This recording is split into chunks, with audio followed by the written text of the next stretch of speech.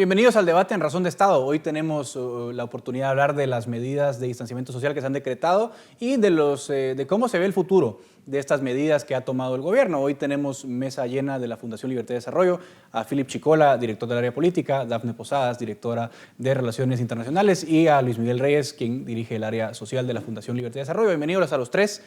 Comienzo contigo, Philip, para preguntarte cómo has visto las medidas que ha tomado el gobierno recientemente. Sabemos que el jueves pasado el presidente dice mañana se cierra el país de viernes a domingo y luego el domingo da un poquito de marcha atrás y permite otra vez un montón de actividades. ¿Cómo has visto esto? Yo le llamo la tesis del monitor cardíaco porque hay altas y bajas.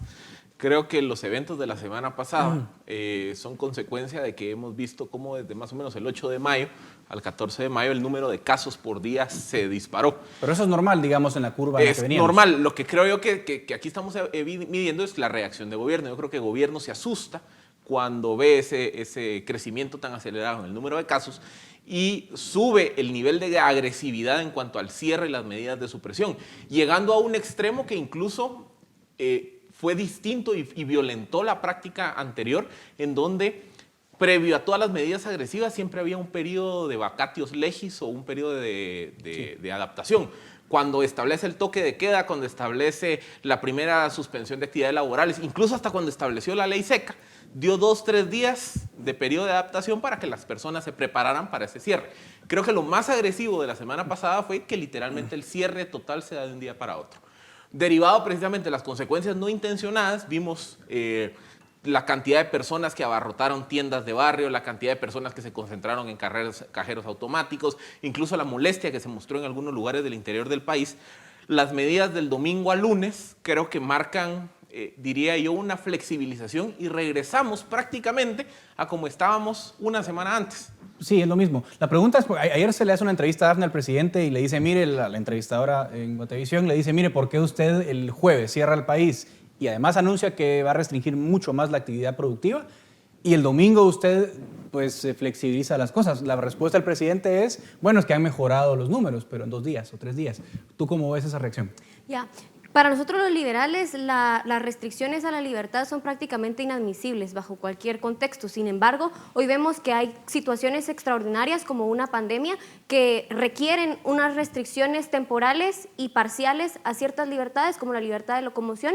Y entonces, bajo ese contexto en que está entrando una pandemia al país, entiendes que el presidente determine cerrar y restringir ciertas libertades, pero luego de las acciones apresuradas, como ya las mencionaba Philip, ves que al parecer hay una falta de entendimiento del contexto no solo de los países latinoamericanos a nivel general, sino el contexto de Guatemala, en el que tienes un país en el que un alto porcentaje de la población vive en condiciones de pobreza y por lo tanto su capacidad de ahorro está muy limitado, prácticamente nula, y entonces salen día con día a buscar el sustento diario. Un cierre apresurado, sin estrategia, que restringe las libertades por completo, únicamente lo que hace es eliminar la capacidad de los individuos de satisfacer sus necesidades más básicas, como los alimentos, pero por otro lado, ves que este tipo de actividades únicamente generan una sensación de que el gobierno no tiene una estrategia clara sobre cómo abordar la crisis. Luismi, sobre ese punto, agarro lo último. No hay una estrategia clara, menciona Dafne, o aparentemente no la hay. A lo mejor la hay, pero no la conocemos. Lo que tal vez echamos en falta nosotros es que no hay un protocolo, porque él había anunciado hace un par de semanas, miren, les voy a dar un protocolo para indicarles más o menos en función de qué números yo voy a ir abriendo y en función de qué números puedo ir incluso prohibiendo algunas actividades. Pero ¿no te sorprendió que no haya protocolo, que de repente cierra, de repente abre? Sí, es que lo más preocupante, creo yo, de lo que pasó en estos días es que lo que pareciera, o el mensaje que están dando es de improvisación.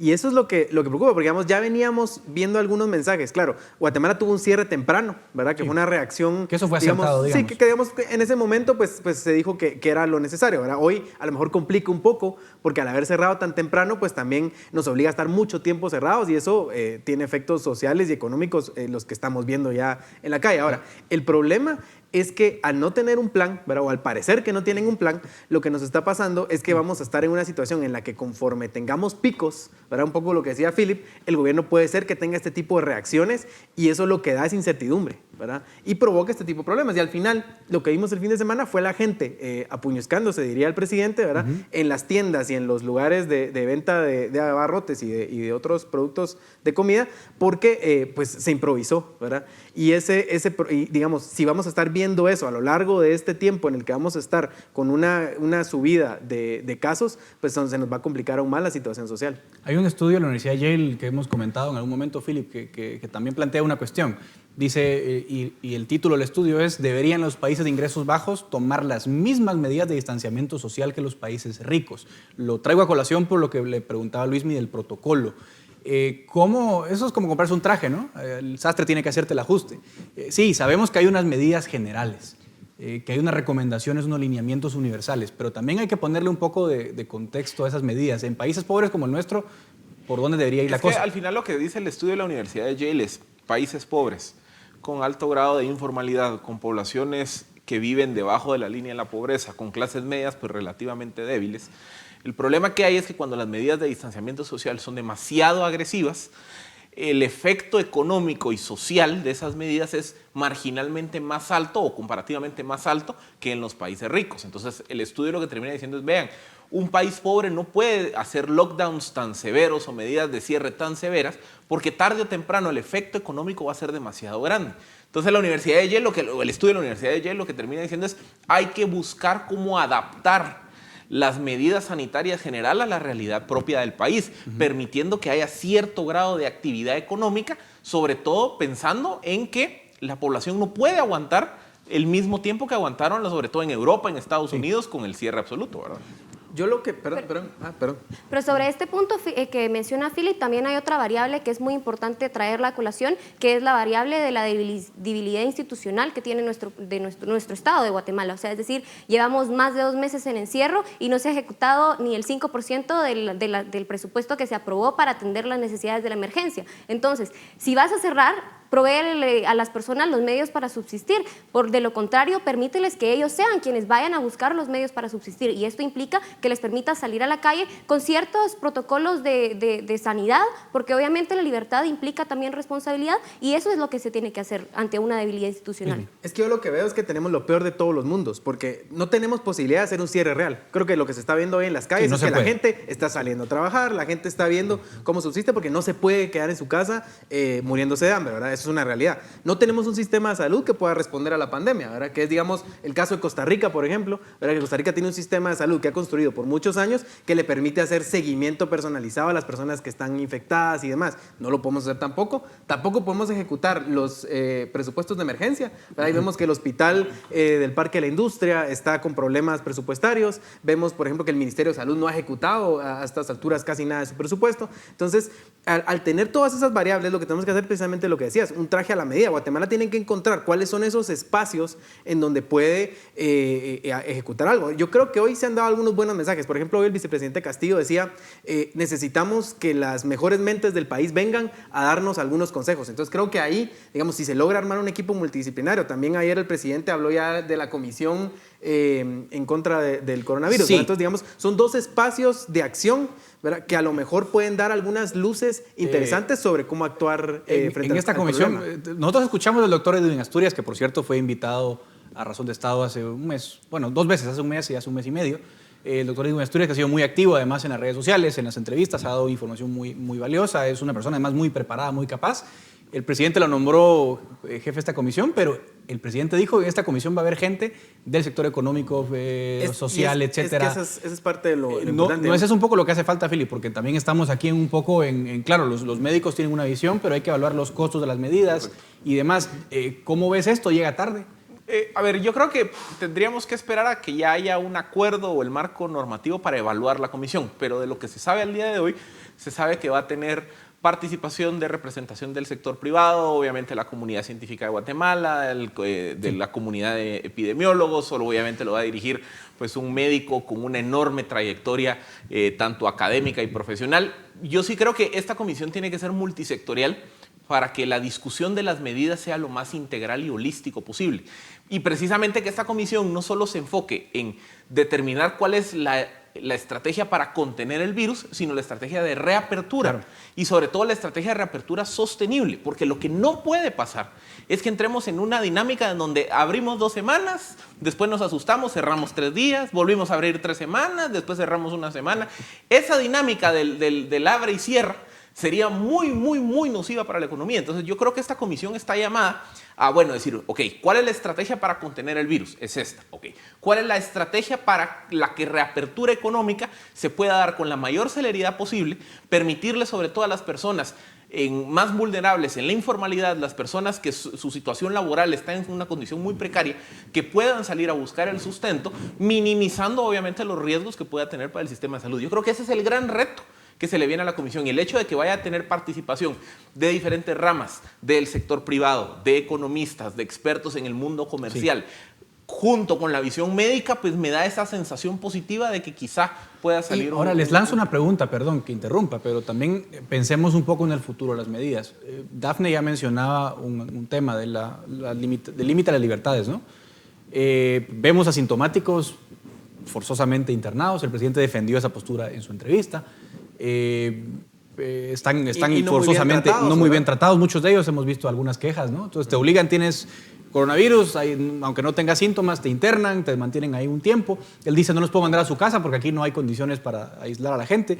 Entonces, no, también deberíamos, eso lo lanzo como una pregunta provocativa, ¿hay alguna forma de tener protocolos o medidas de distanciamiento social que sean más respetuosas a la libertad del individuo? ¿Hay como, ¿se puede confiar en los ciudadanos o no se puede, Dafne? Yo creería que sí, y que deberíamos aspirar a un modelo en el que se confía en el ciudadano. ¿Y cómo se hace eso? A través de proveerle herramientas a los mismos individuos para que, número uno, sepan cómo cuidarse a ellos mismos y saber identificar cuáles son los protocolos sanitarios que deben seguir, lavarse las manos constantemente, utilizar una mascarilla. De hecho, el gobierno ya empezó a ejecutar programas de proveerles mascarillas a la población en general, y esto debería ser la estrategia, educar a la población. De hecho, vemos muchas estrategias a nivel latinoamericano y a nivel mundial en el que se apela a esta responsabilidad individual que es un modelo al que deberíamos de aspirar. No necesariamente creer que nuestros individuos no tienen la capacidad de autogestionarse. Yo sí creería que este es el modelo al que debemos aspirar, sobre todo en las condiciones en las que nos encontramos. Es decir, el contexto de nuestro país no se presta para limitar absolutamente todas las libertades, para desproveerles a los individuos de sus medios de subsistencia. Esa es la idea. La idea es identificar que nuestro contexto lo que exige es libertad con responsabilidad. Ahora, lo que pasa es que esto sí va a necesitar acciones concretas de política pública. Claro. Por ejemplo, temas de agua potable, ¿verdad? O sea, si nos comparamos, por ejemplo, con Costa Rica, que es un vecino con el que podemos tener algunas similitudes y muchas diferencias, ¿verdad? En Costa Rica casi el 100% de los hogares tiene acceso a agua entubada. En Guatemala no, ¿verdad? Y ese 60, es un problema, 70. sí, 60-70% tiene acceso. Entonces, ese es un problema grave donde el gobierno debería empezar a pensar en accionar. Digamos, si este es un problema, el coronavirus no es un problema que se va a ir en 2 meses, ¿verdad? O sea, vamos a estar a lo mejor viviendo con esto un tiempo. Entonces, a lo mejor deberíamos empezar a pensar en políticas más de mediano y largo plazo que puedan ayudarnos, por ejemplo, a mejorar el sistema de salud.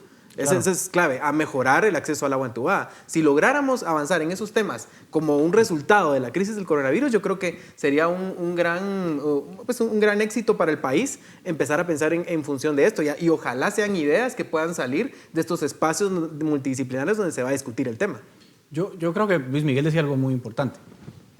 Philip, yo creo que es una idea que tiene que calar en la población. La pandemia, o sea, el virus llegó para quedarse, o sea, el virus no se va a ir.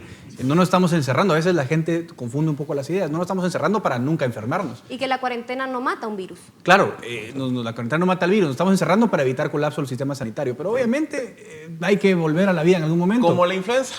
O sea, al final la influenza tuvo sus picos en el 2003-2004, en el 2008-2009, y al final la vida continúa. Algo así es lo que va a tener que ocurrir con el coronavirus. Y básicamente el tema ahorita es que el coronavirus, por ser una enfermedad nueva en donde no había protocolos, tratamientos, vacunas, etcétera, etcétera, toma por sorpresa al mundo en general. Y los países como Guatemala, que tenían sistemas de salud más débiles, pues obviamente se enfrentaban a un reto, y es cómo evito de que la pandemia venga, haya un enorme grado o porcentaje de contagiados en un corto plazo y que me colapse el sistema. Entonces la lógica de la cuarentena agresiva al principio del proceso era permitir que el sistema de salud se fortaleciera, la famosa idea de aplanar la curva, evitar el colapso del sistema e ir soltando. pero al final la vida tiene que continuar y la vida que tiene que continuar implica que la economía se tiene que abrir, tenemos que regresar a cierto grado de normalidad. Obviamente guardando medidas de distanciamiento social, siendo más agresivos con el tema de la higiene personal, con todo lo relacionado con el uso de mascarillas, guantes, etcétera, etcétera. Pero al final es irreal pensar de que vamos a pasar los siguientes 2 años encerrados hasta que aparezca la vacuna. O sea, aquí lo que necesitamos es, una vez lleguemos a ese punto en donde ya no hay riesgo de colapso del sistema de salud, iniciar un proceso de reapertura gradual, ordenado, sistemático, basado en un plan estratégico que nos permita regresar a la normalidad con las nuevas normas que tenemos que implementar para evitar contagios masivos en el corto plazo. Y aquí hay otro punto que es importante mencionar. Y entender esta situación implica también dejar de tener miedo, porque algo que sí es cierto es, esta enfermedad viene y nos asusta, nos desestabiliza, y prácticamente los gobiernos apelan a medidas que básicamente te hacen tener miedo a vivir la vida. Y entonces lo que tenemos que hacer es entender de qué se trata esta enfermedad, entender cómo podemos atacarla, y a través de esta comprensión de cómo atacar la enfermedad y cómo protegernos a nosotros mismos, vamos a dejar de tener miedo y vamos a poder vivir nuestra vida en libertad y con responsabilidad. Y luego regresamos a uno de los argumentos que ha salido, y es la investigación cada día arroja la tesis de que hay un enorme porcentaje de personas contagiadas de forma asintomática. Sí. Y entonces, que eso lo que nos está diciendo es que el proceso de construcción de la inmunidad colectiva, ahí va. El mismo gobierno de Guatemala dijo que el 60% de las personas que tenían en los lugares estaban asintomáticos. Claro. Y ayer vimos un video que salió de médicos y los enfermos que están en el hospital y la gente está bien, ¿verdad? O sea, esa gente no tendría necesidad de estar ahí, pero yo lo que iba a decir es que sí hay prisa, digamos, por implementar muchas de esas cosas que decían Dafne y que decían Philip, porque al final de cuentas ya estamos agotando la posibilidad de hacer una cuarentena. Sí. O sea, ya creo que el hecho de que la gente esté en la calle, que la gente tenga que salir a trabajar, que las empresas vean la necesidad de reiniciar, es porque ya la situación ya no se puede aguantar más. Entonces es necesario que el gobierno tome decisiones rápidas para poder salir de este proceso y empezar un proceso distinto, porque lo que hablábamos, el virus no se va a ir en 2 meses, no es que en 2 meses vamos a acabar con el problema, ¿verdad? Si vamos a tener que vivir con esto, hay que aprender a vivir con esto, claro, de una forma que seamos funcionales, porque no podemos seguir en esta disfuncionalidad tampoco. Creo que el presidente dijo ayer algo muy importante, que las medidas tienen que irse focalizando. O sea, hay que proteger a la población vulnerable, a la gente que tiene más de 60 años, a la gente que tiene enfermedades crónicas, a la gente que tiene alguna comorbilidad. Esa es la gente que está más expuesta al virus. O en algunos casos, probablemente las cuarentenas o los cierres tengan que ser focalizados. Una colonia, un barrio, un municipio, pero no cerrar el país, porque eso trae costos muy altos. Porque tampoco se puede hacer, no se puede. Y es que lo que pasa es que cuando hablamos de fortalecer el sistema de salud, tendemos a ser minimalistas en pensar que son camas y ventiladores. Fortalecer el sistema de salud implica también desarrollar las capacidades para hacer lo que se conoce como tracing y tracking, que claro, es, tengo un brote de contagios en la zona X de la ciudad de Guatemala. Entonces focalizo mis medidas a esa zona y no cierro toda la ciudad o todo el país. O sea, esa capacidad de poder hacer testeos masivos, de identificar brotes de contagio, de poder rastrear epidemiológicamente con quienes se comunicó la persona contagiada y poder hacer cercos sanitarios específicos, localizados, es algo que el Ministerio de Salud tiene que ir desarrollando en el corto plazo para poder reabrir la economía y reducir el riesgo. Todo muy interesante, chicos, pero lo que no hay es tiempo. Les agradezco muchísimo esta interesante plática porque arroja alguna luz sobre lo que tenemos que hacer. Es momento de poner fin. Esto es Razón de Estado.